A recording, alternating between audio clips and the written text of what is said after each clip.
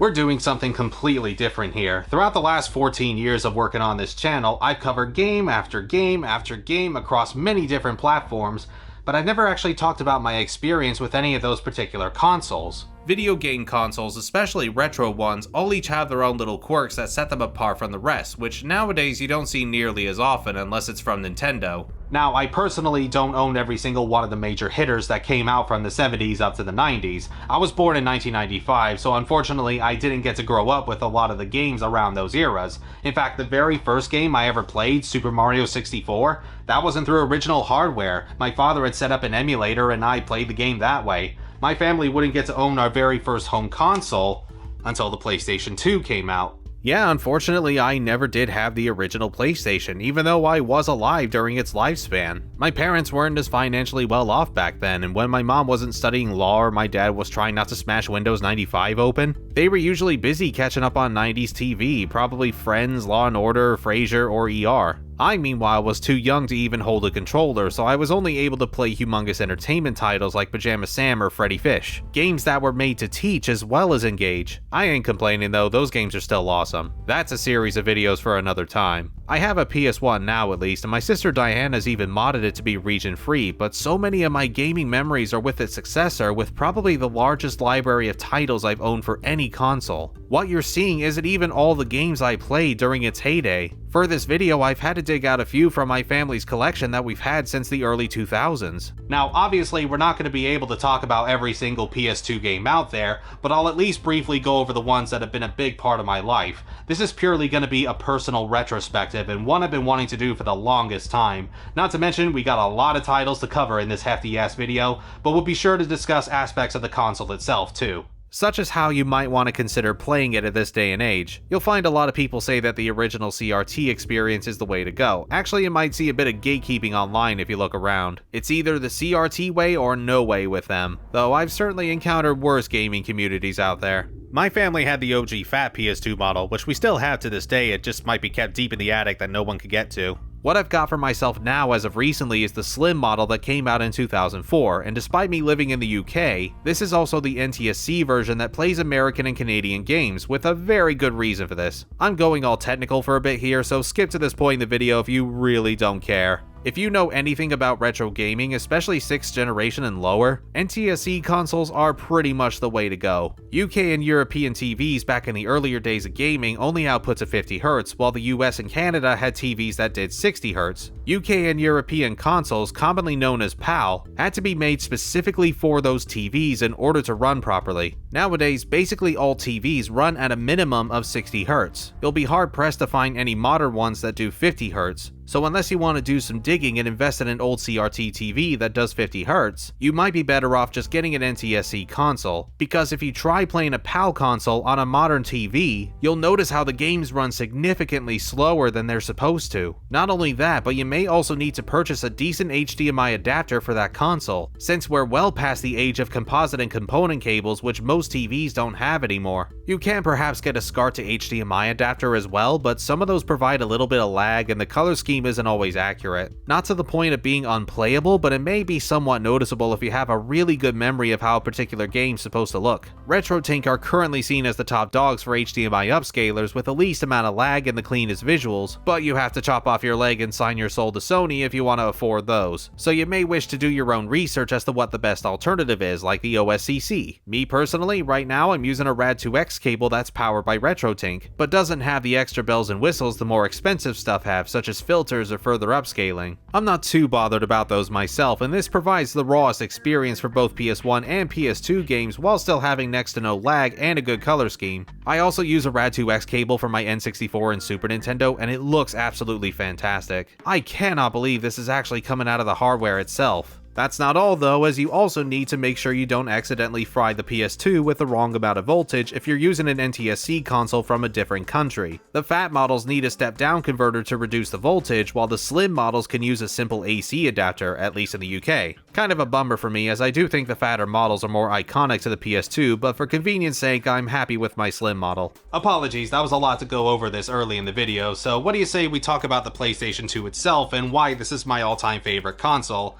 despite me saying in my old Super Metroid video that the SNES was, but I was in a retro phase at that time and completely forgot all about the PS2. And don't get me wrong, the SNES is a great console on its own, but the PS2 introduced me to so many different genres all at the same time. Obviously, with me being a kid during the PS2 era, I couldn't afford to buy any games, and my parents never gave me or my siblings allowance money to spend on things we wanted. Though again, with my family not being as financially stable back then, that's understandable. New games in our library mostly came from birthdays and Christmases, though we would usually try out the game first by making frequent visits to Blockbuster and renting out the newest title. If we really enjoyed the game, which we did a lot of the time, then we'd put that on our next list of gifts. But occasionally we would get treated to a new game anyway if we happen to have the money to spare. Having an addition to our collection was always a great feeling, and I still play a lot of these titles to this very day. Gotta feel bad for the Sega Dreamcast though, this was doing next-gen 3D graphics at least a couple of years before the PS2, but it was never going to compete with the PS2, since so many others already had a PS1 back then and wanted to see what more Sony could do. Pirating Dreamcast games onto discs likely didn't help either. The poor thing really needed another chance and try to improve a few aspects. I'm sure the Dreamcast is charming in its own right, I've never actually owned one or played many games on the system, but I can tell you that the PS2 immediately caught my attention as you boot it up and get that classic startup.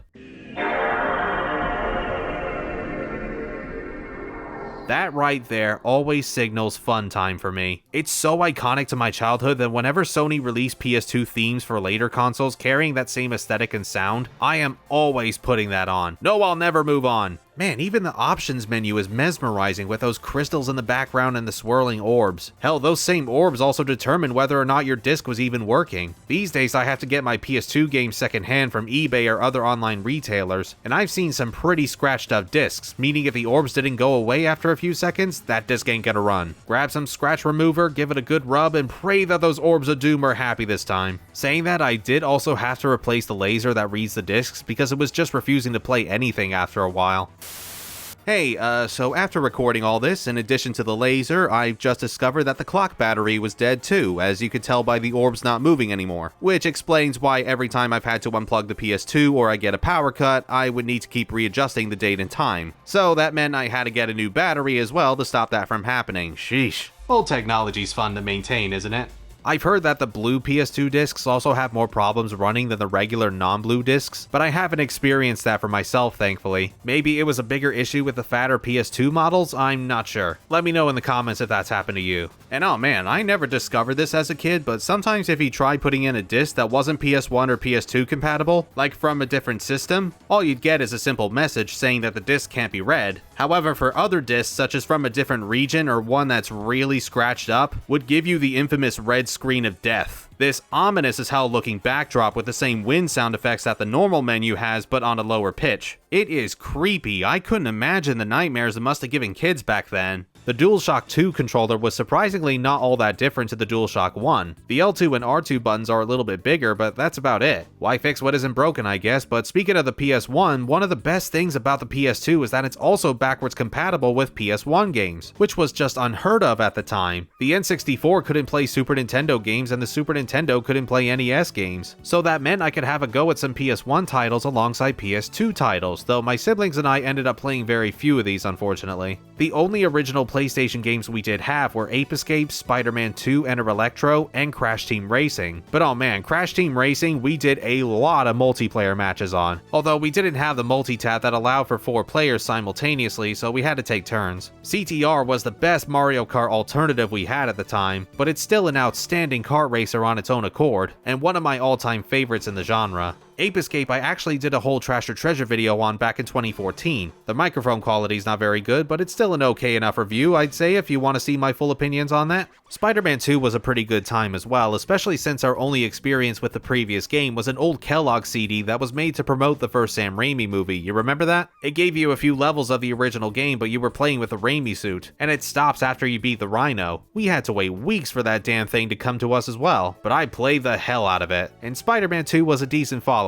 Not as good as the first game, but we were satisfied enough. That was basically my entire PS1 childhood right there. When I was a teenager, I did eventually pick up the original Metal Gear Solid as well and enjoyed that greatly too, but any other PS1 games I'd play afterwards would be through emulation. In fact, that's how I recorded footage for my earliest reviews and first experienced some of those titles. My PS1 collection is steadily growing nowadays at least. I don't think it'll ever get as big as my PS2 library, but I've already got a good number of classics to play around with. You do still have to use a PS1 memory card to save your PS1 games though if you're playing on the PS2. You can copy them over to your PS2 memory cards if you want to reserve space, but you still can't load those saves on that memory card. Not that you'd want to anyway, because PS2 memory cards only store up to a laughable 8 megabytes, with each game save varying in size, and if you have an extensive library, that card is going to fill up fast. Less so than PS1 memory cards, but still not great. That's why I highly recommend not bothering with the official cards and get yourself a third-party one that allows for way more space than you may ever need, especially the smart cards you can find where you store an SD card and can have gigabytes worth of space for both PS1 and PS2 saves. God damn! It's also really neat seeing little animations on the saves themselves, which again would never happen today, and it's a crying shame because that just adds more to the PS2's charm. You see this mostly with Capcom titles, whether they're happy that you're copying to another card or lying on the ground as they're reflecting on their life before being deleted. I'm sorry, Samanosuke, I gotta evict you.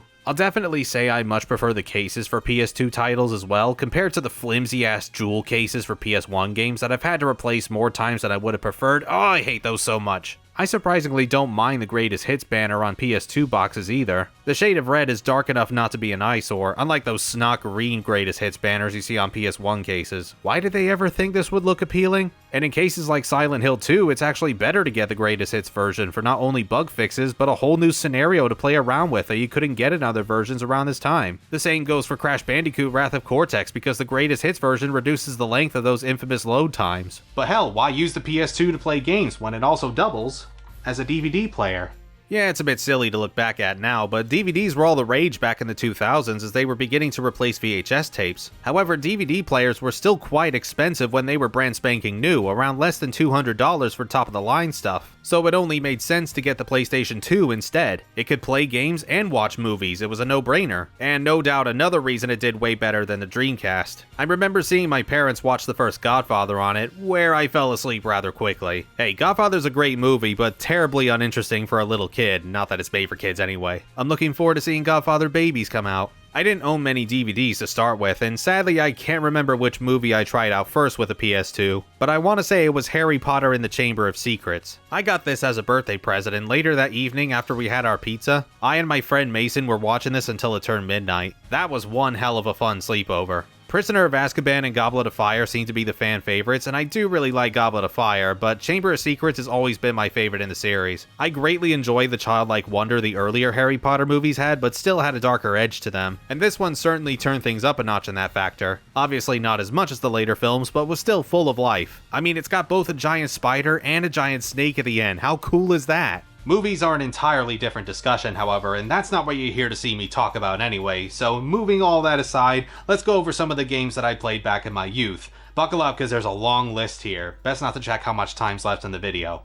Although I should point out that despite the PS2 first launching in the year 2000, we didn't actually get ours until 2002 when Grand Theft Auto Vice City hit the shelves and my dad instantly wanted to buy the console just for this game. That's something else kinda crazy when you think about it. How many games these days can you say left such an initial impression on you that you wanted to buy a whole new system? I think the last time that happened with me was with Zelda Breath of the Wild back in 2017 and the then new Nintendo Switch. My siblings and I were obviously far too young to be playing something as violent and crude as Grand Theft Auto, but we did have our own games to play with when the PS2 was available. Though let me get some of the big boys out of the way first that I didn't have back then. Final Fantasy X and X-2, didn't play. Metal Gear Solid 2, didn't play. Shadow of the Colossus, didn't play. The Silent Hill games, didn't play. The Devil May Cry trilogy, didn't play. Sly Cooper, rented, but really didn't get far at all to leave an impact. It's not that I had no interest in these games, they just weren't on my radar at the time. But I have them now, better late than never, I suppose. Unfortunately, similar to the first DVD I watched on the PS2, I don't clearly remember what was the first game that I played on the console, but I believe it was Jak and Daxter the Precursor Legacy, which was also the first title I experienced by gaming juggernaut Naughty Dog, or Juggernaughty Dog, take your pick.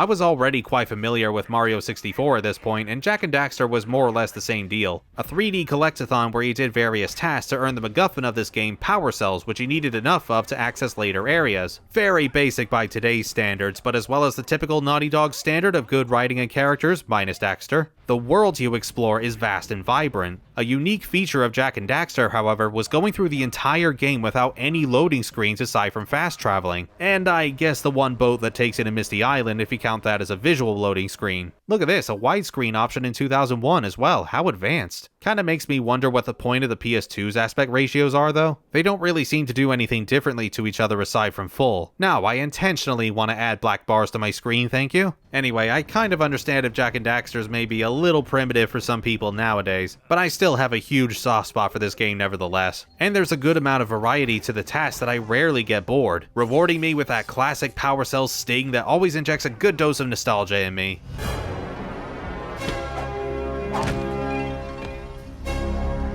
Ah, so fulfilling. Then Naughty Dog decided to immediately change things up in the 2 sequels, starting with Jak II, which I also received as a birthday gift after having recently finished the first game. This was absolutely not what I was expecting. They completely ditched the 3D collectathon style of gameplay and instead went for something along the lines of Grand Theft Auto for bigger kids that are still too young to play the real deal. The tone's been made way darker, with political conspiracies, torture, a global war, and characters now suddenly swearing as a means of being edgy. I very much wish to have been a fly on the wall to see how this decision came to be. At first I was enjoying this enough for the first few hours. Sure, things were different, but I could appreciate some of the changes that were made. You're not collecting power cells anymore, but the mission structure's still there to some degree, and platforming hasn't been totally removed either. Jak uses guns of various types now, but the punch and spin attack from the first game is available again too. Dark Jak's a new thing to add more power to attacks, and the gunplay itself is handled relatively okay, despite the game not having much of an auto-aim or reticle. However, the difficulty curve in the world you travel in ended up causing many frustrations for my younger self that only got worse during the game's last third, on top of some of the most spread out checkpoints I've ever seen. And the vehicles, my god, they are so weak. They only take a few hits before they explode, and of course you're going to be doing a lot of driving. So be prepared to change vehicles a lot if you aren't in full control. Look, before anybody freaks out, I'm not saying Jak II is a bad game. It's not, and if you like the changes more than I do, that's great, but fucking hell, some people were really climbing on my ass when I did a 60-second review of this. For some reason, at least based on my comment section, I pissed off a good number of viewers with my frankly rather tame short review of Jak II. I didn't say anything that was that uncommon among some players, just the things I've already pointed out here. This is a rather polarizing game, but Jesus Christ, certain Jak II fans do not seem to understand the meaning of that word. Apparently all you can say about it is that it's a masterpiece, nothing else. Man, if they didn't like what I had to say about Jak II, they're gonna faint when I get to Prince of Persia Warrior Within. Anywho, it took a few years once I got this game, but I did eventually beat it. Although I got so infuriated towards the end that I almost completely skipped Jak III. I gave it over an hour, saw that it was pretty much the same as Jak II, only in a massive desert, and said to myself, nah, I'm good. And just like that, I dropped Jak III and wouldn't return to it until the HD version came out on PS3s, where I took the time to finish it. Though I overall would say Jak III is the better game if I had to pick a second favorite in the trilogy, primarily because there's not as much bullshit as the last one. Guns return with some mods you get later in the game to make the combat more interesting, and the vehicles and animal rides aren't filled with nitroglycerin anymore. The story isn't much to write home about this time, but I'm a player who takes better gameplay over a better story. You know what, this one's alright, I'll give it a pass. Though this is where I stopped playing Jak and Daxter games altogether. I didn't bother with Jak X, the racing title within the same universe, and I didn't have a PSP, so wasn't able to play the Daxter spin-off or the Lost Frontier, but from what I understand, I'm really not missing out on Lost Frontier. So what came after the original Jak and Daxter when that became a big hit in my household? Well, with me being on a 3D platformer high, my dad decided to rent us Ratchet Clank, which I recall him describing to us as like Jak and Daxter.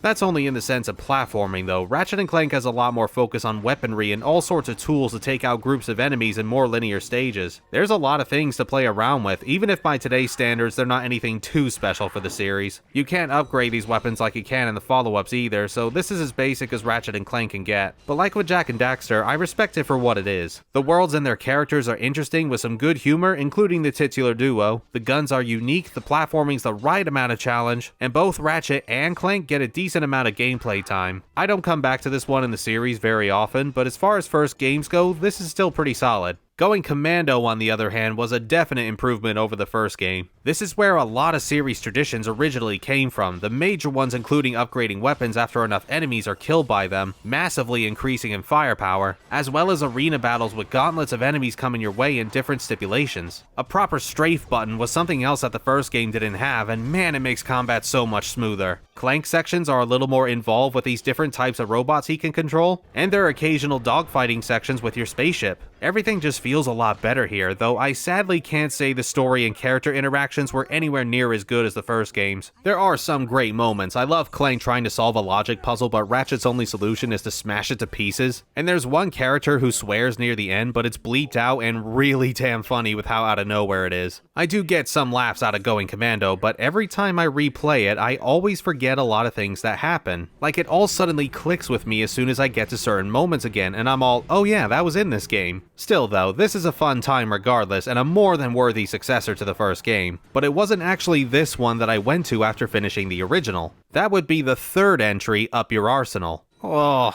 I love this game. This one is by far my favorite Ratchet & Clank game, not just on the PS2, but in the entire series. If Going Commando took the first game and made it better, Up Your Arsenal takes Going Commando and makes that better, as any great sequel does, and by God, they nailed it. The weapons are some of the most creative and destructive we've had yet, all being able to upgrade up to 5 times now. Arena battles are back and also have these new obstacle courses, and we have a few contained war zones as we assist our new pals, the Galactic Rangers. This game has so much carnage going on, but it never gets dull. Except for maybe the Captain Cork side-scrolling minigame. It's an alright little distraction, but not something to come back to over and over again. Where Going Commando left me forgetting a lot of things even after just playing it, with Up Your Arsenal, I am never going to forget this story and its characters. Scrunch the Monkey, Captain Sasha, Courtney Gears, an evil Clank called Clunk, and the debut of fan-favorite villain Dr. Nefarious and his butler Lawrence. The comedy is also at its absolute peak here, with a bit of silly slapstick and humor for the kids, but plenty of hilarious jokes for adults that may go over some kids' heads. My daughter tells me you're a man who's good with his hands, Ratchet. Sir, I swear I never... The city's laser shield went down during the attack. Now we are defenseless without it. I did have to stop myself recording what little I have done, because otherwise I was just going to keep playing. But that's how much I really like this game. It's one of the best action platformers I've ever played, and one of Insomniac's greatest work.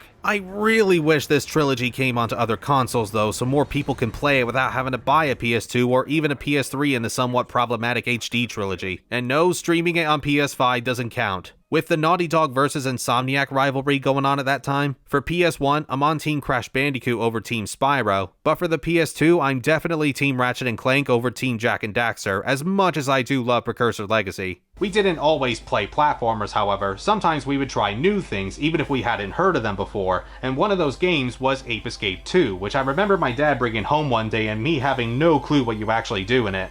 We wouldn't get to own the original Ape Escape until after the second game was put on our shelves, so in the meantime, Ape Escape 2 was our first one in the series that we played, and man, I sunk so many hours into this back then. Moving the right analog stick as a means of attacking and using gadgets was so unheard of to me. Same goes for pressing R1 or R2 for jumping. It's all muscle memory for me now, but might feel pretty weird for newer players. You play as a young boy named Jimmy, the cousin of Spike from the first game, who accidentally gives the peak point helmets to the monkeys that cause all the mess from last time, and thus we have to go capture the monkeys again, as well as stop their leader Spectre from taking over the world once more. By the way, yes, it is weird that the US voice for Jimmy is Veronica Taylor, also known as Ash Ketchum from the Pokemon anime, while Natalie is voiced by Rachel Lillis, who also did Misty, God rest her soul. You'll see a number of people online talk about how Ape Escape 2 is not really any different to the first game apart from graphics and new levels, and yeah, I can kinda see that. But nostalgia is too much of a powerful thing for me with this game, unfortunately. I love Ape Escape 2 just as much now as I did back then, though you could argue that the Freaky Monkey 5 does change things up at least a little bit. The first Ape Escape had very little in the way of boss fights, so Ape Escape 2 fixes that to give you something different in between all the monkey catching. My favorite one's definitely gotta be Pink Monkey, a tiny simian that just wants to be a pop star and pushes you away with her music, but beating her up unleashes her inner fury as she starts throwing things at you and uses her electric power she apparently certainly has. That's a very memorable boss, and Ape Escape 2 is an all-around grand adventure. This is the one I'd suggest playing first if you haven't tried any of them. My siblings and I even spent a lot of time doing multiplayer on the mini-games, mostly this rhythm one where you had to time your dance movements to the beat, and a good chunk of monkey soccer with the most American announcer I think I've ever heard. Let's play monkey soccer. I really should do a full Trash or Treasure on Ape Escape 2 someday like I did with the first one all those years ago, but only time will tell, I guess. Speaking of multiplayer though, my family and I did either one of 3 fighting games during our time with the PS2, those being Virtua Fighter 4, Soul Calibur 2, and Tekken 5. The first one we played was Virtua Fighter 4, although we didn't play the original version for terribly long, because once Virtua Fighter 4 Evolution came out, it was game over from there. This one gave us more fighters and more stages, the early days of expansions before DLC became a thing where we had to buy a whole new product. Sounds ridiculous now, but it was all we could do at the time, and we for sure had our fun laying the smackdown on each other with our favorite characters. I can't remember who exactly I mained when I first played 4 Evo, but I would come to play more as Kage years later. Diana would more or less lean towards Lee Fei before eventually moving on to Brad, who punches so hard he'd probably make Chris Redfield from Resident Evil blush. My dad would spend most of his time trying to master Pi, and damn he sure did, because even today he can still very much whip our asses with her. I'm not the best at fighting games anyway, but whenever we're in the mood to boot up 4 Evo, we're guaranteed to have some laughs and a roaring good time, but not quite as much as with Soul Calibur 2. This right here is my all-time favorite fighting game, and it has been for so many years. No longer relying on punches and kicks like any other tournament fighter, characters now have unique weapons given to them, which personally always appeal to me more. Everybody has their own flavor of attacks because of their weapons, instead of just slightly different forms of martial arts. And Soul Calibur 2 also has this brilliant parry system where by pressing guard and a direction at just the right time, you can stop your opponent from spamming attacks and leave them temporarily vulnerable. A difficult maneuver to use in the heat of battle, but greatly advantageous if you pull it off. The speed and raw power of your attacks is ultimately what makes Soul Calibur 2 so good. And you bet I was damn excited when I saw it was going to be one of the launch titles for the Switch 2's GameCube library with Link from Zelda as the guest character. Oh yeah, this was the first time I experienced having a guest character in other games. In our case as PS2 owners, we had Heihachi from Tekken. The only big downside I have with Soul Calibur 2 though, is the process of unlocking all characters, costumes, and weapons, since that means going through the long and tedious adventure mode filled with random battles, sometimes under different circumstances, and dungeons that drag the pacing to a screeching halt most of the time. I always end up using a character that can throw their opponents off the stage as a means of clearing this mode faster, and unfortunately you need to do all of it just to even put every character in the roster. I've had to do this across multiple platforms, not just the PS2, and it's never fun to deal with. There's no cheat code either, you gotta do this legitimately. Why do this to me, Namco? Despite that, even when we didn't unlock everything, I've had some of the best multiplayer sessions with Soul Calibur 2, and will buy it on every system I can. I mean, goddamn, even the character selection is so badass with all the fire in the background, the silhouettes of the characters that reveal themselves if you hold on them, and that epic score, man, chef's kiss. So then some years later we got Tekken 5 to add to our tournament fighter repertoire, and I'll be honest, I'm not a massive Tekken fan. I find mapping buttons to each of the characters' limbs to be needlessly complicated, and there's no way in hell I'm ever going to remember any of those 10-hit combos that aim to take away a good portion of your opponent's health away if you do it correctly. I'm a total scrub with these sorts of games, and I'm not ashamed to admit that Tekken often scares me away, but I do quite enjoy Tekken 5 for the most part. I didn't play this with my family as often as Virtua Fighter 4 or Soul Calibur 2, but it still passed the time pretty well. I remember spending weekends going through the arcade mode several times to unlock every character, on top of that strange 3D brawler side mode where you control Jin and fight your way through hordes of enemies, meeting with a boss at the end of each stage. It's the only way to unlock Devil Jin for the roster, who's amazing to play as, but I can definitely see people losing friends when they choose him. Coming back to this arcade mode so many years later though has only made me realize how much I hate arcade modes in fighting games. It's always the same, the first few rounds are dead easy and the opponents barely even try, but then partway through the AI suddenly spikes in difficulty, predicting every one of your attacks when you're still learning to use a character you haven't tried yet. This all climaxes with a cheap ass final boss that spams the same moves and uses range ones that blast away an infuriatingly large amount of your health. Ugh, these modes suck so hard. As much as I don't really like the adventure mode in Soul Calibur 2, I will easily take that over something like a standard arcade mode. They try to be quarter munchers when we're not even putting in quarters. What sense does that make? Anyway, Tekken 5, good multiplayer multiplayer, crappy single player, even more so than other fighting games. And if I ever wanted to de-stress after a frustrating title, I could always turn to something like Dance Dance Revolution, although we specifically play DDR Max 2. Or, as the announcer puts it, DDR Max 2! Sadly, we no longer have the dancing mat for this game anymore, and I probably don't have the energy for DDR nowadays anyway, but I'd like to think this was one of the games that made me greatly appreciate rhythm titles, as you use your feet to press the right directions in time with some upbeat dance tracks. I'd eventually become way more invested with Guitar Hero and Rock Band than DDR, but the memories I have with DDR Max 2 will surely not be forgotten. Although if I wanted some more competitive multiplayer sessions that didn't involve tournament fighters, we always had the option of a few sports games. I don't invest myself into watching many sports, and I honestly couldn't care too much about sports games that try to simulate real life. It's just not my thing. Give me Tecmo Bowl or Sensible World of Soccer any day. But I did play something like Sega Sports Tennis for a little bit. I wasn't very good at it and would completely embarrass Serena Williams, but I could be passable one day. My parents would play a lot of Tiger Woods PGA Tour 2004 and try to outdo each other with their custom-made golfers. Meanwhile, I was definitely more a fan of the over-the-top arcade-style sports games like NBA Street, though we had Volume 2 back then and not the first one. This is more my jam, no, not that one. Small courtyards, easy controls, and little in the way of physics. It's fast and frantic, and that's how I like it. Not much more to say than that. But then, we get to SSX Tricky. This is the sports game I, without question, have partaken myself in the most. I love going fast downhill and filling up my speed booster by doing all sorts of tricks so that I can make myself even quicker. It's really hard not to accidentally bump into things in this game, but there are plenty of boards and characters with their own stats to suit your playstyle. They even got a few celebrities to voice the racers like David Arquette, Lucy Liu, and Billy Zane. But once again, the multiplayer was where things got really interesting between us. And at this point, even my mom got involved, who's generally not as big a gamer as the rest of us are. It was great having everyone on board, again no pun intended, as my mom was totally hightailing it with Elise. We did get SSX 3 as well, but we didn't play that nearly as often, and I honestly don't remember that game a whole lot. Tricky, on the other hand, will always have a special place in our hearts for gathering the entire family around as we try to beat each other in races to the point of shoving one another, the endless amount of shoving. Though what if I wanted to race not on a snowboard but something more traditional, like behind a wheel? However, like with sports titles, the more realistic racing games such as Gran Turismo 3 are titles I'll only play maybe once in a while. I'd say I'm a little better at these than sports games, but not by much. This was more of my dad's wheelhouse, and I dare not even try and compete against him.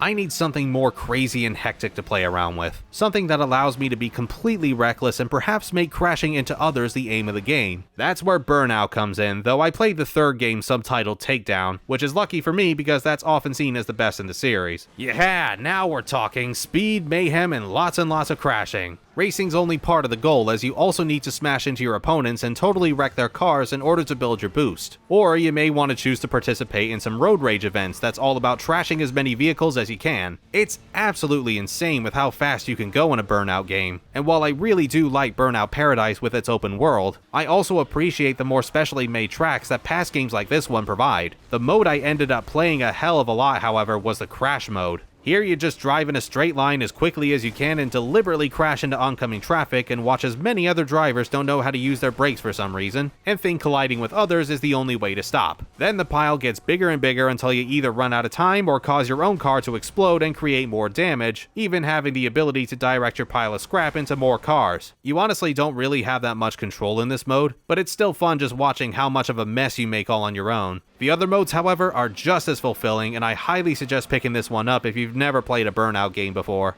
Fighting games, sports games, and racing games are all good fun for a while, but sometimes I don't feel like playing them or the PS2 at all and just want to watch a little TV. Hang on, what if I could play as some of my favorite characters in film and TV, but on the PS2? Licensed games. Now, we didn't get to play many of these growing up, as unlike a good number of parents back then, my dad knew how low effort a lot of these licensed titles were, but once in a while he'd rent one for us to have a play with, and we'd come across some decent gems now and then, like SpongeBob SquarePants Battle for Bikini Bottom. This is another one I've already dedicated a Trash or Treasure video for, and the rehydrated version, so I'll keep things brief here. But even over 20-something years later, Battle for Bikini Bottom is still an outstanding tie-in game. Sure, it doesn't break the mold a bunch with 3D collectathons. You're still doing various objectives to obtain gold spatulas that are needed to finish the game, but the controls are super tight, the graphics aren't too bad for the PS2, and references to SpongeBob's history are still great. Even if you somehow aren't a fan of SpongeBob, Battle for Bikini Bottom is a joyous ride that is just the right length and with a great amount of variety to the gameplay. It's certainly much better than its predecessor, Revenge of the Flying Dutchman. I remember picking this up after seeing the commercial for it on TV, and oy vey, you can very easily describe this as Battle for Bikini Bottom Beta.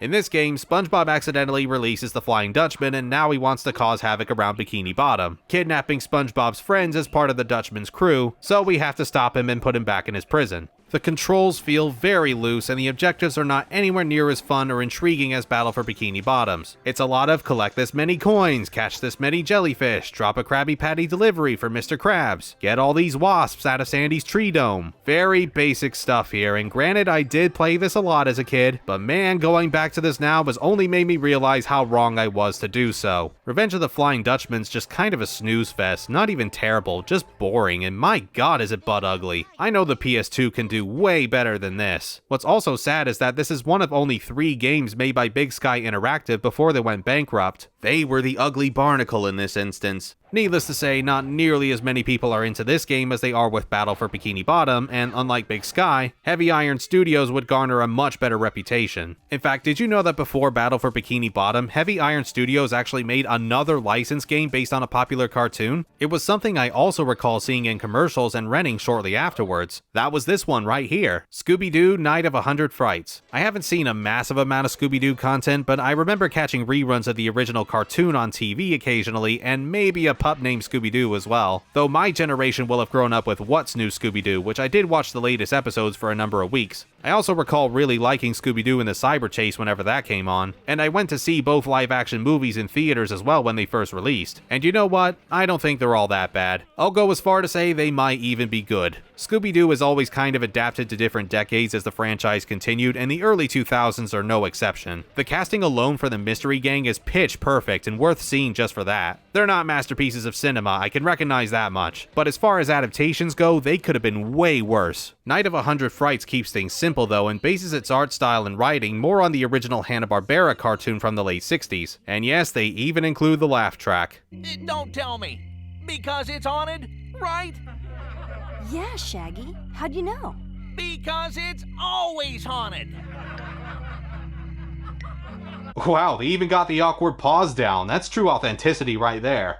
Visually, this game looks great for the PS2. It really captures the look and feel of the cartoon as best as it can with limited hardware, right down to reanimating the show's intro, which appears more stiff now, but I appreciate the effort. And they got the same voice actors from the 2000s cartoons as well, including, God bless him, Frank Welker, who at this point had been playing Fred since Scooby-Doo's debut 33 years ago. What a trooper. The plot's about on par with a typical Scooby-Doo episode as well. The Mystery Gang get called over to investigate a haunted mansion and other spooky environments, carrying all sorts of creatures where every one of them has been a villain in the show at some point. Unfortunately, after exploring, the gang gets split up and fall into various traps, so Scooby is on his own, needing to rescue his friends and find out what's going on here. The answer comes in the form of the Mastermind, as he appears a few times to taunt Scooby, and when he's voiced by Tim Curry, you know he's gonna have fun with it. This will teach you to cross paths with me.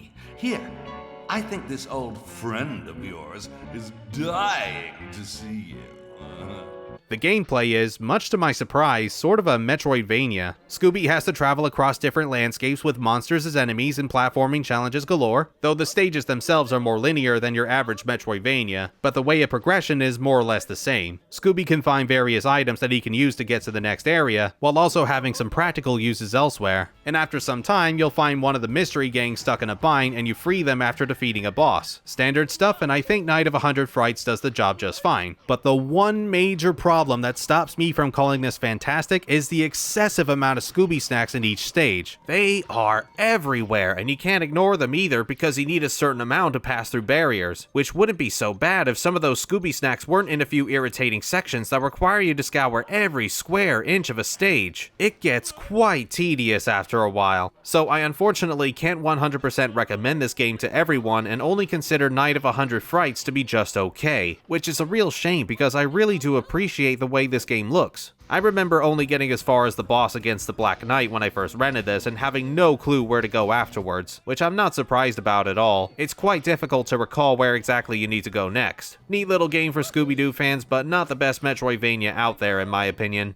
Okay, let's see what other licensed games we got. Oh wow, this takes me back. Hulk, the video game, based on the 2003 movie that I also went to see in theaters when it came out and was bored out of my mind watching. There was so much goddamn yapping in this flick, which yeah, is not uncommon in superhero movies. You do need to set everything up first, but Jesus, they took it way too far here. The Hulk himself is barely even in this, and if it wasn't for the few action sequences, my 8-year-old self would have probably fallen asleep. I'd say ignore this film, there are way better comic book adaptations out there, but the game is actually not all that bad. Interestingly, instead of following the events of the movie, it more or less plays out like the sequel we never had. We even get a few villains from the Hulk mythos like Half-Life, Madman, Ravage, and very late in the game, the Leader. It's like even the devs knew there wasn't anything exciting in the movie to put into the game, so they just made something up. Personally, I'm craving for the level where you do nothing but sit in a hospital bed while Nick Nolte murmurs towards you. There's two types of gameplay involved here, one where you play as the Green Man himself and it becomes a 3D brawler, and another where you control Bruce Banner and have to be more stealthy. The Hulk does have a lot of attacks, and there's way more action here than there ever was in the movie, and you can pick up objects and enemies as well to do more damage, alongside being able to use Hulk's trademark Thunderclap. It's mindless as hell, and some of the stages do take for friggin' ever to finish, but for a character whose literal catchphrase is Hulk Smash, what else can I expect from him? The banner sections do offer a nice little break between all the crashing and shattering, but it does get pretty annoying if you get caught because it's very easy for the enemies to drain your health and cause Bruce to get angry, which is an instant game over if that happens. I remember getting to the very last level and not being able to clear it without codes because of that. Not a whole lot else to talk about otherwise, it's a pretty simple game that's a decent way to spend a few hours. It's not mind-blowing or anything, but it's still cathartic and knows when to stop. It comes in, gives you a good time, and then gets out. Nothing more, nothing less. Earlier in this video, I mentioned that The Chamber of Secrets was probably the first movie I watched on the PS2, but of course I also had to rent the game when the film was still fresh in my mind. I played a lot, and I mean a lot, of the Sorcerer's Stone game on PC. And yes, I'm calling it Sorcerer's Stone and not Philosopher's Stone. I know the latter's the original name, but I've been calling it Sorcerer's Stone for nearly 25 years and I'm not changing it now. Anyway, what I didn't know at the time was that the early Harry Potter games actually differed in many ways between consoles and PCs, since different studios tackled different platforms. The Chamber of Secrets on PS2 was one of those times, although apparently the GameCube and Xbox versions are relatively similar to this one. The frame rate has unfortunately been halved to 30 with the PS2 version, unlike the 60 FPS on GameCube and Xbox, but the PS2 version is sometimes seen as the more definitive experience because you're allowed to explore Hogwarts during each in-game day. Granted, there isn't a whole lot you can do aside from finding items for students in certain parts of the castle, or swapping wizard trading cards with them to fill your collection and increase your max health. But for Harry Potter fans, it is pretty sweet to be able to check out every section of the school. And when you get your broomstick later in the game, it's even better because you get to fly around Hogwarts with no consequences and find even more stuff. The only thing that really lets it down are the horrendously long and frequent load times. You can make a damn sandwich by the time you get into the game again. There are still plenty of objectives though that follow parts of the movie, with some taking more liberties than others, but the moments I remember freaking the hell out of me were the stealth sections, particularly during the nights. Usually there's some arbitrary reason as to why Harry needs to go on his own and search for something deep within the castle, like finding a specific spellbook to stop Neville being smothered by drapes. It's Harry Potter, don't question it. So that means we have to go into the library, but of course the prefects are out to make sure everybody's asleep. And you'd think they wouldn't be all that scary, but then... Hey, you! That fucking sting happens. Back then, I was not used to sneaking around in video games, and this sudden shock along with Harry cursed to be stuck in place and do nothing but flail his arms around absolutely terrified me when I was younger. I couldn't do anything, and there was no telling what the prefects were going to do to me. No, they just take a few house points away from me and put me back at the start. Alright? You even have to sneak past Percy in the Gryffindor common room as he blocks the bathroom while he studies. Surely he can't be allowed to do that. The first night was sadly the point that I couldn't further progress in the game because I had no idea what to do. I had to get my dad to do this section for me, but I don't think I ever came back afterwards until more recently. I was enjoying it up until then, but little me didn't like being scared whenever I got caught, so that was that. I did rent the Prisoner of Azkaban game when that released also, but I don't remember liking that one nearly as much as the other two. Maybe the sneaking around in Chamber of Secrets turned me away entirely and I didn't want to come across that again. I had a vaguely similar fearing experience with Spider-Man on PS2 as well, based on the first Sam Raimi movie, although this time I actually did finish it. This looked way better than the two PS1 games, and I watched the film too many times to count. Although, once again, they do change things a fair bit to suit a video game, like adding Quiltman, Vulture, and Scorpion as additional villains, and a couple of levels where you sneak into Oscorp, where getting caught unleashes the super soldiers, something else that scared me a lot as a child. Aside from their threatening design and robotic behavior, they're able to spot you very easily if you don't immediately hide in the shadows. Their guns do a crazy amount of damage, and they like to hunt in packs. Oscorp's alarm forever triggers my PTSD with these things as well. In true story, the super soldiers creep me out so much that I fibbed and told my dad I didn't like the game, when really I just didn't want to admit that I was afraid, because I'm a big boy, I don't get scared. So we took the game back to our nearest mall to get his money back, only for me to tell the truth because I felt bad where he got the game again and understandably was pretty annoyed at me. But yeah, this is the copy we still have to this day.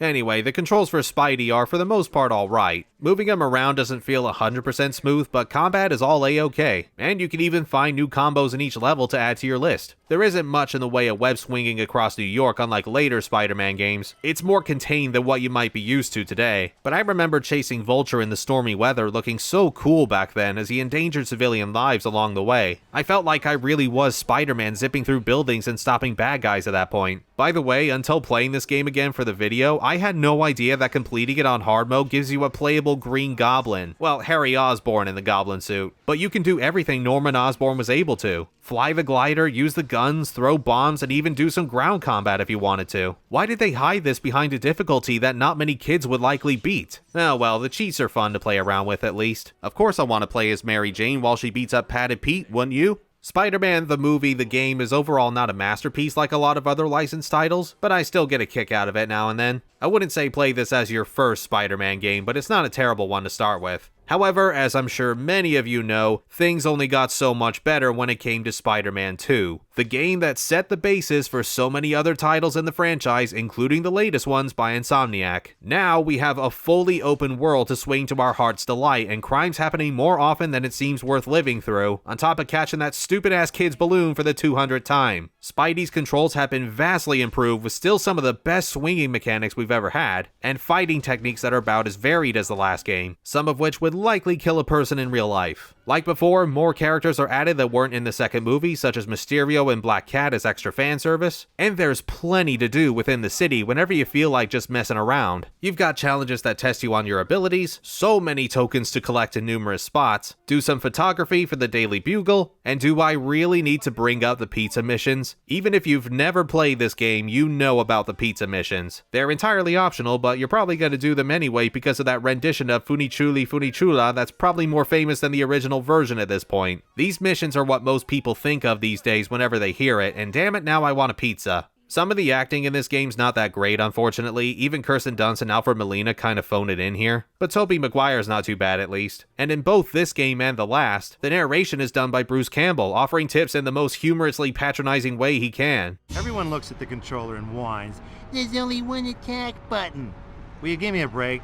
I could go on and on about how great this game is and how it's one of the best movie licensed games ever made, but I would need to dedicate a whole other video towards that. We did technically only rent Spider-Man 2 on the PS2 when it first released, but wouldn't get to officially own it until my family got the GameCube, and it was one of the first titles we bought for it. However, we did get to the final boss on the PS2 version, even if we never beat it before having to return the game to Blockbuster. But that was more than enough time to truly appreciate how much of an achievement Spider-Man 2 was. It's not a very long game, but the amount of things to do outside of the story is massive. Well, so long as you're actually wanting to complete the game 100% anyway, which I don't blame anybody for not wanting to do. It's a lot. But I truly can't recommend this game enough for any Spider-Man fan out there, hell, any superhero sandbox fans out there. There's a very good reason it's still referenced to this day and is a textbook example of how to do a licensed game superbly. I am noticing how long we've been going on for in this video, and I'm sure some of you are probably tired now, but there's still a few games left that I want to mention, as we're starting to get deeper into my time with the PS2, and my family and I moved from America to England, where I got older and experimented with more titles, the first of which being Katamari Damacy, that I remember receiving as a present for my 10th birthday. This is again one that I've already gone in great detail about in my Trash or Treasure video on it, so to quickly recap, You control the Prince of the Cosmos and use this giant ball called a Katamari to stick various objects onto it, all because your deadbeat dad, the King of the Cosmos, accidentally destroyed a lot of the galaxy's stars. You're only given a certain amount of time to build up your Katamari, and more objects means a bigger size. Afterwards, that Katamari becomes one of the stars that were previously broken. It's a strange game, but pretty damn fun if you just want to play something for less than 20 minutes. And the sole reason I think you should pick up the PS2 version over the remaster is for the English dubs in these cutscenes with a random Japanese family. It is some of the most entertainingly bad voice acting I've ever heard. My lord, how did this even pass through a quality check? Mom, they said on TV that all the stars disappeared. Oh, honey, things like that just don't happen. There's our cab now. Best line though has to go to here, which even after 20 years, my siblings and I always love to say out of context. Cancer came scuttling back. So yummy. I originally had no idea what Katamari Damacy was all about. My dad just figured it was something I'd probably enjoy, and well, he was right. Although I never did play the sequels after this, and I don't really know why. My sisters tell us all the time about how fantastic beautiful Katamari is, but I haven't sat down and actually tried it yet. One day. Damacy, on the other hand, all around great time. Again, it's not a lengthy game, but it's a ball of fun when you do play it, and yes, that pun was intentional this time. It was around here, though, that we wouldn't pick up nearly as many PS2 titles as we adjusted to our new lives in the UK. Part of that is because we still had our American PS2 and getting US imports wasn't as easy, or cheap for that matter. But it was also at this point that my family would get the original Xbox and sometime later the GameCube to build up whole new libraries. However, there were two PS2 games that I definitely recall us grabbing early on. That was Gradius V and R-Type Final. Whichever one came first is a bit of a blur to me, but I want to say it was Gradius V. Now we're getting back to the really good stuff. Good old arcade shooter mayhem, and boy is this one hectic. Gradius V was another first in a series that I played, and to this day I still haven't actually managed to beat it, but the amount of power you unleash after upgrading your ship enough feels too exhilarating to really care. It's a bitch when you lose all that though and you start from square one again, but unlike other Gradius games, you can at least pick up your multiples again, so you're not completely underpowered against the waves of enemies that would have likely flattened your ass in seconds, including these giant eyeballs that can somehow scream. Could do with the ability to skip cutscenes as well. I've watched this one scene after the first level way too many times. I just want to get back to the action, damn it. Also, give me an option to adjust the amount of credits I want to use per session. You only unlock more after a certain amount of playtime, eventually getting infinite credits, which I personally don't like to use with arcade shooters. I can just keep going until I win the game. It feels like cheating a little, so every time I get there, I usually have to delete the save file and start again as a means of forcing limits to myself. Aside from that, an utterly fantastic game that's hard as hell, but still one of the best Gradius titles in the series with stellar graphics even today, and with plenty of artillery options to suit your playstyle, even letting you customize your own loadout. God, I wish Konami and Treasure would just release an HD version of this. Why do they keep sitting on so many of their games? R-Type Final is also a pretty damn good example of an adrenaline-fueled space shooter. I don't find it to be quite as good as Gradius V, but it's very satisfying nonetheless. Like other R-Type games, your ship can obtain a glowing ball called a Force with its own weapon, and is able to absorb smaller enemy projectiles, as well as either sending out to kill enemies from a safe distance, or stick to you for added protection. Similar to Gradius, the difficulty can often be quite high, but that's exactly why we love R-Type. It's the right kind of challenge where you know you can beat it, you just need to keep trying, and when you finally do, it feels extra triumphant because of all that effort you put in. There's always different ships you can try out anyway if you do really struggle. Man, I hope this returns to modern platforms someday as well. It is doing better than Gradius V at least, with 2 other sequels that got released a few years ago, but the first one is yet to be seen again. May that day come soon. Now, all of these action and exploration titles were great and all, but one genre I wouldn't take a stab at until much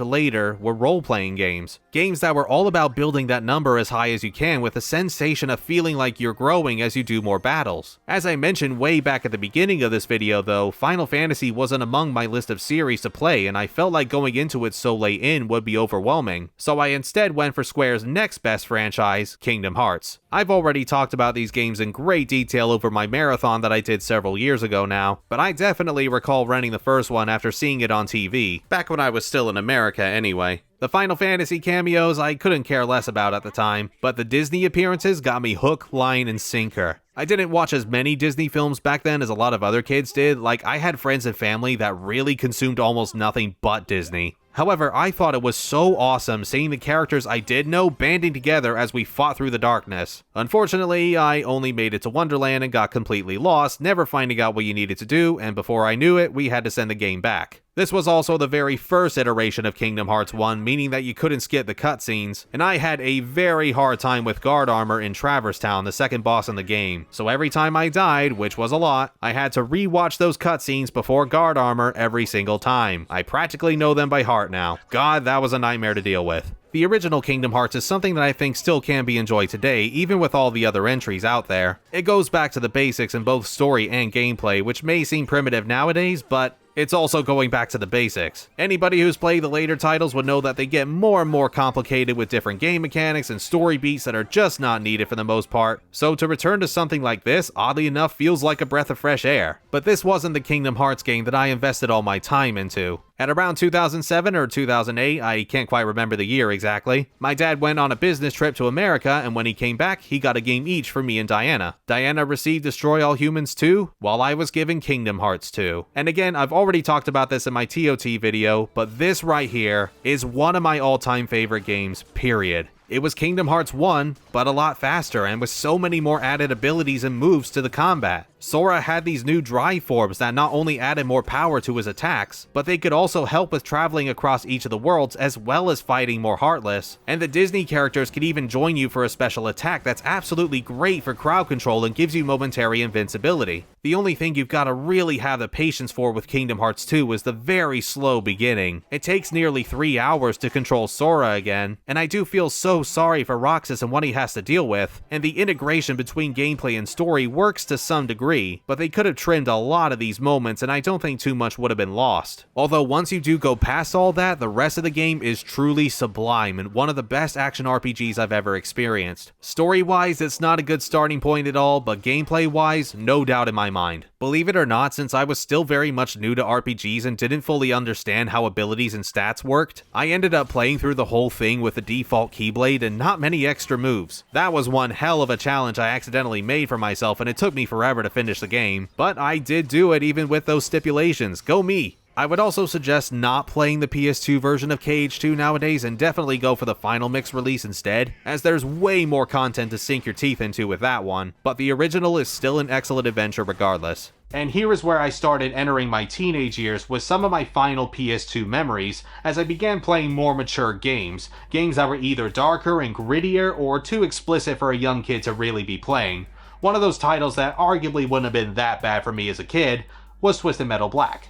Yet again, I had never played any other Twisted Metal game before this one, and frankly, I'm not the best at Black. The AI enemies are probably a bit too smart and accurate for me, and like Soul Calibur II, you sadly have to go through a fair amount of single player in order to unlock more vehicles. This is destruction incarnate though. Everyone's firing all sorts of missiles, machine guns, and their own unique special weapons, all as a means of blowing up your opponents and catching them on fire. Hot damn, literally. I'm sorry, that was terrible. I guess that was less bad than putting Painted Black by the Rolling Stones before the title screen. Who am I kidding, it's a great song choice. Single player is enjoyable enough, albeit slightly too hard, but multiplayer was where we had the most fun, just driving around and destroying each other by the skin of our teeth. I'm glad to see that this game is available on more modern PlayStations, so definitely pick it up if you want to unleash a bit of rampage. For something less over the top, however, I eventually had to go at Ace Combat 4. Okay, I know this game is technically rated E for everyone, so it's not exactly, ooh, look at me, I'm playing a more adult game, but I probably wouldn't have been too interested in this as a kid. Sure, you're flying around and shooting at bogeys while trying not to get shot at yourself, but you aren't controlling a spaceship like in Gradius or R-Type. This is a more realistic depiction of flying an actual plane. It's slower and heavier than an arcade shooter, and you have to carefully line up your shots if you want to take somebody down. Younger me probably wouldn't have been able to handle that, but teenage me could.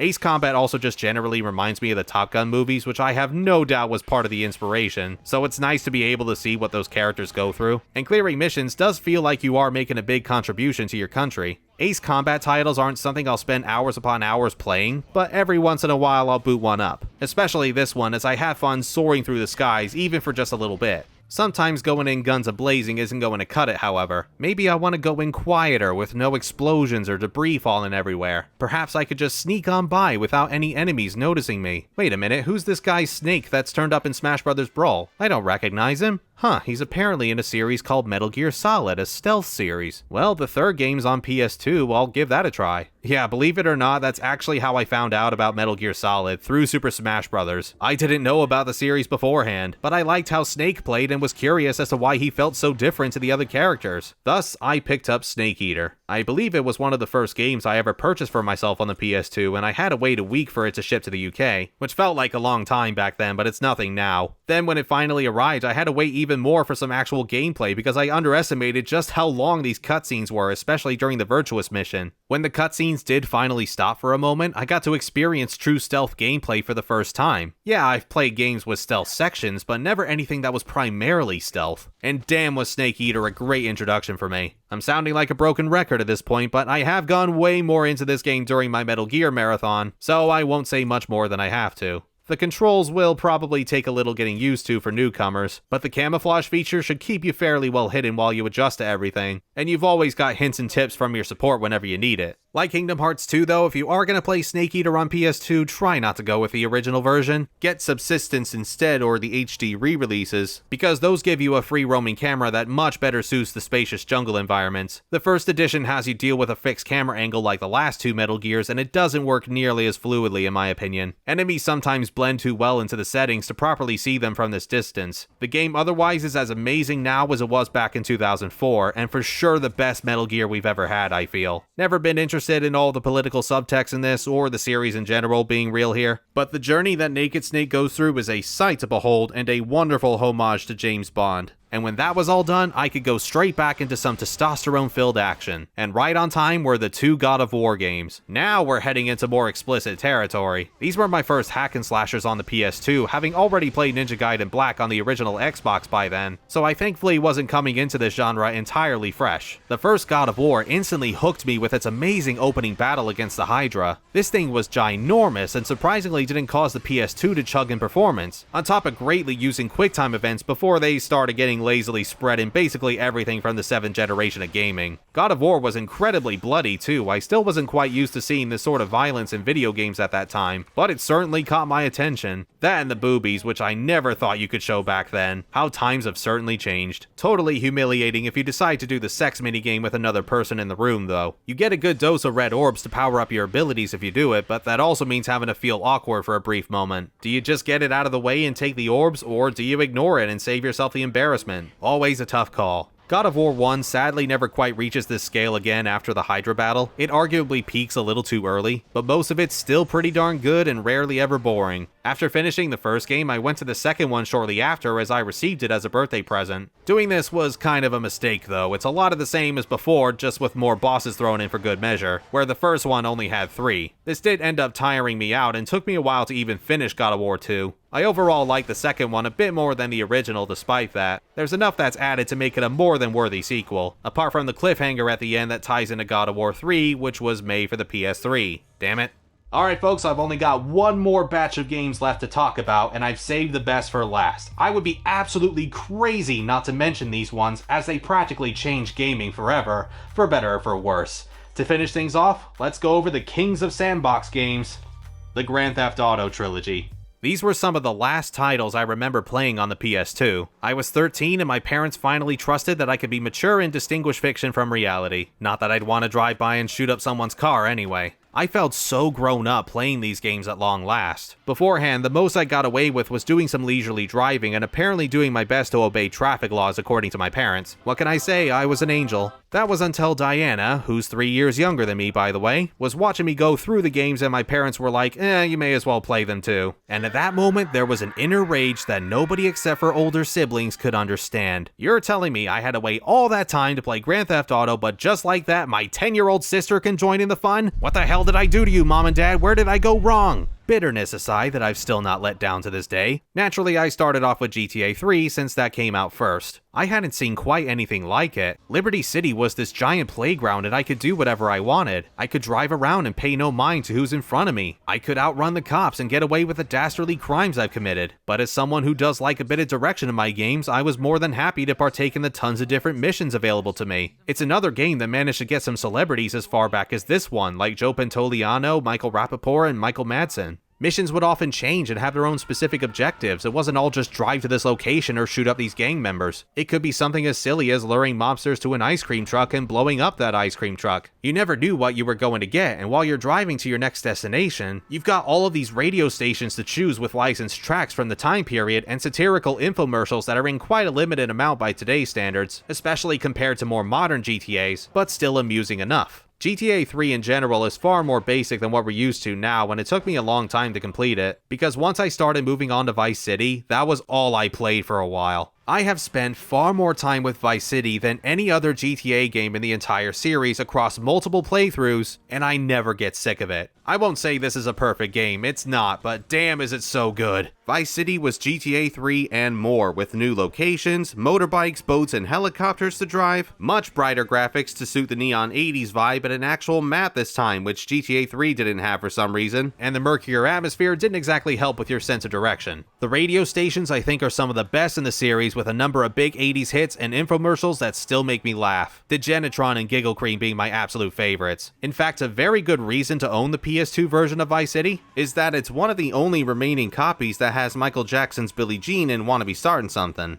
I imagine re-releases don't have them because of complications surrounding Michael Jackson's death, I'm not sure. Missions were even more varied than GTA 3's and with a ton more celebrities voicing certain characters. Like seriously, there's way too many to count in this game. I didn't even recognize some of them at first, like William Fichtner as Ken Rosenberg. Hell, the main protagonist, Tommy Vercetti, is voiced by the late Ray Liotta, who knocks it out of the park in this game. I love Tommy, he's no doubt my favorite GTA protagonist with his no-nonsense attitude and jumping headfirst into danger without a care in the world. The whole story is a massive ripoff of Scarface, or reference, however you look at it, but I'm way more interested in this than Scarface personally. Vice City is one of the best PS2 games out there and absolutely essential to anyone's collection. The gameplay is very addicting with tons of stuff to do and a world that's so memorable I can probably pinpoint where certain landmarks are on the map. The controls may be a bit clunky for gamers of today, and the same goes for GTA 3, but if you can put up with them, Vice City has so much charm to it that I don't think any other GTA title comes close to matching. And extremely controversial opinion, I believe that includes San Andreas. I know this is the one that so many fans of the series point to as the most quintessential GTA experience, and there are a lot of really impressive things about San Andreas. The world is unquestionably the most expansive out of the PS2 trilogy. The story is much deeper than the other two games, and the controls are more finely tuned, if not still a little janky here and there, like going over the shoulder with R1 and firing with the circle or L1 button. That feels awkward, and there's no way to change it, unfortunately.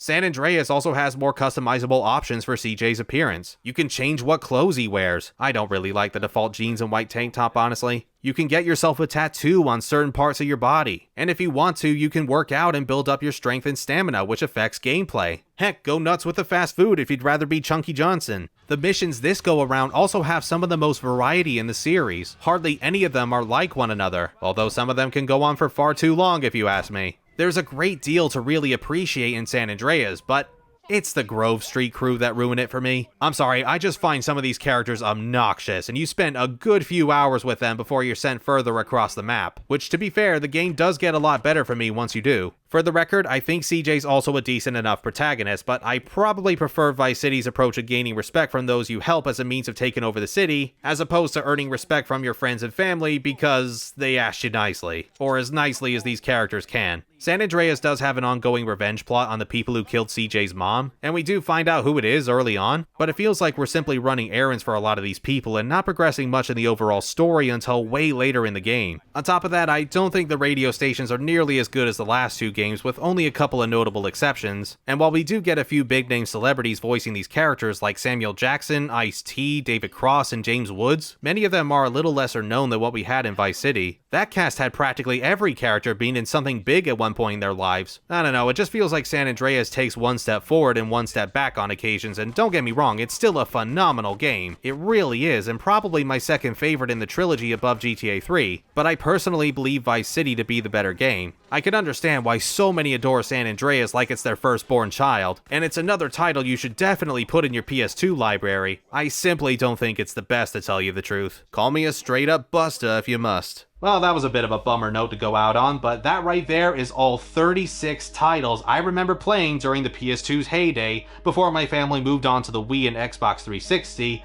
as we delved into gaming's 7th generation.